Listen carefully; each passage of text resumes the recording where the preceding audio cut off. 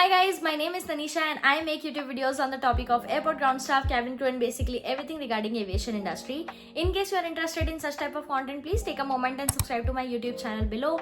Do not forget to hit the bell icon so that every time I upload a video, you will be notified, and in this way you are not going to miss any of my new video.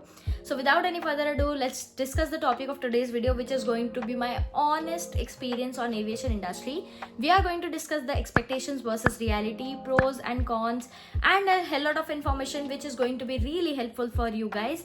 The purpose of filming today's video is to give all the aviation aspirants out there a clear picture of what to expect before entering into aviation industry. And if you are truly an aviation aspirant, you should go and watch all of my aviation content to get a clear picture of whether you are really interested into aviation industry or you are just behind the glamour.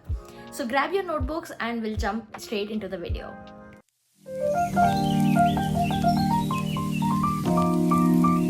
First things first, we are going to start with the most expected thing out there, which is free travel. So no, you are not going to get free travel. You are always going to get discounted tickets with an airline. And yeah, it is really an advantage to get discounted tickets to travel all over the world, but you are not going to get free tickets to travel all over the world. But the disadvantage which comes along with this advantage is these tickets are always subject to availability. I'm doing this all of the time because I want to really highlight this thing, that if you are getting discounted tickets, it is always with subject to availability of the seats in the aircraft. So imagine you are going on a vacation, you have planned all of your trip, all the sightseeing and all the bookings you have done, but you are standing on the boarding gate, you are waiting for your turn to board the aircraft, and suddenly the staff comes and tells you that there is no seat in the aircraft and you are not going to board the aircraft. Imagine your situation there. I know it doesn't feel good, right? So this is the disadvantage which comes along with the discounted tickets which I told you earlier. So it is not always the case. Mostly we get the tickets because the aircraft is not full or some people doesn't show up at last moment, but it is always a scary situation if the aircraft is running full, like in festive season or in vacation season. So you are always on that crunch that you might get offloaded last minute. So you cannot plan your entire vacation, you cannot imagine about your vacation that you'll do this, you'll do that, because you are not sure that whether you are going to reach there or not. So this is an expectation versus reality.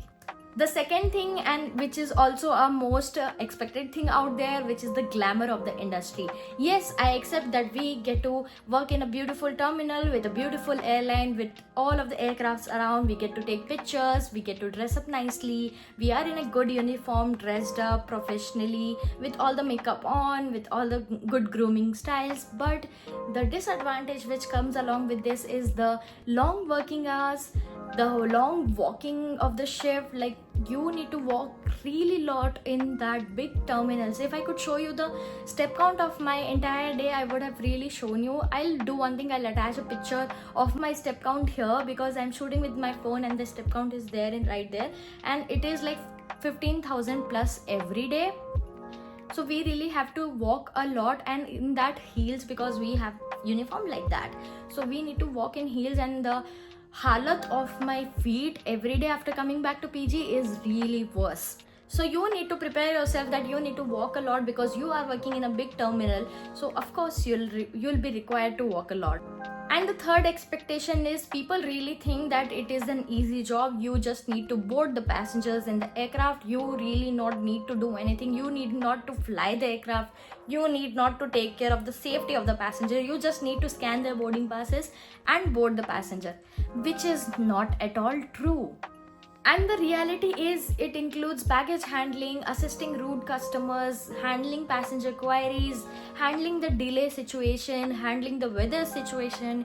Imagine if your flight is delayed for like 5 hours because of weather, but there are certain customers in the airport who are not understanding the situation, who are not understanding the weather situation out there. You must have seen all of the reels on the social media where passengers are arguing with airline staff and they're making videos out there. So you really need to be calm and polite and handle that situation, which is going to be worst sometimes. Trust me on that. It really gets worse sometimes and it is out of control, but still you need to be polite and calm to handle that situation, and it is not at all easy.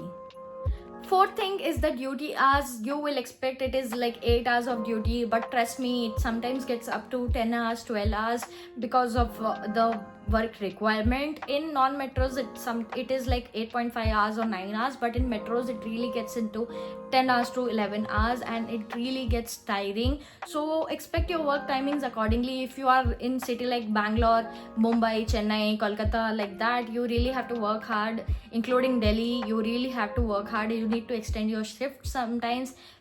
Usually airline will not ask you to extend your shifts, but it will be like 10 hours already. So what you will extend? So you really need to expect your shift timings accordingly. Where do you stay? You need to plan your travel commute accordingly, and majority of your day will go working in airport. So in the beginning of the video, I told you we'll discuss the expectations versus reality, which we are already done with. Now we are moving forward to the pros of the industry, which is really a lot in my personal opinion. So you get to learn a lot of discipline, which is most important in our life in general also. Discipline, teamwork, managing skills, communication, the way you present yourself. This all comes in pros of working in aviation industry. Plus the opportunities to grow is really good in aviation industry because it is a growing field. In the beginning you might not realize that the opportunities are really lot, but by the passing of the time you will eventually realize that you are in a right industry, and you will get to learn a lot if you are really interested into aviation industry. Some more advantages includes the staff travel, as I told you before, and the pride of working with the aircrafts are always there. The feeling never gets old. Moving on to the cons of the industry, which includes odd working hours, the shift timings, the offs, the long walking hours, and the huge terminal where you need to walk a lot, and the rude passengers. The difficult passenger handling becomes very difficult certain times, and most important, the less social life. Because of your odd shift timings, you'll not get a lot of time to meet people or to hang out in general. You need to really mold yourself according to your timings, your rosters, and then you need to plan your social life accordingly. So yeah, these were the expectations versus reality, pros and cons of the aviation industry. Now let's begin with some tips for all the aviation aspirants out there to crack their interviews and to be mentally prepared to be into the aviation industry. First things first, you need to learn a lot of patience. Patience is the superpower. It is really important to deal with the passengers because you are not working on a system, or you are not dealing only with the software. You are dealing with real time. You are dealing with real humans on real time basis. So it really requires a lot of patience and good communication skills.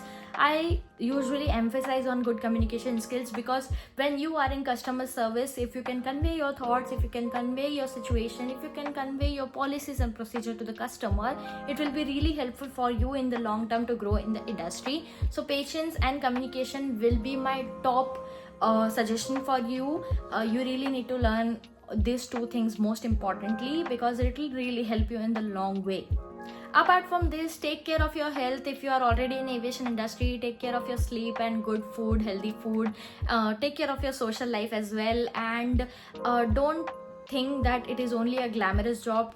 Trust me, use this as a stepping stone and grow in your career as much as you can. All the best for your future. And yeah, do let me know if you found this video helpful, and also let me know if I should include some other things in my videos. And this was my honest opinion of the truth behind the aviation industry, expectations versus reality.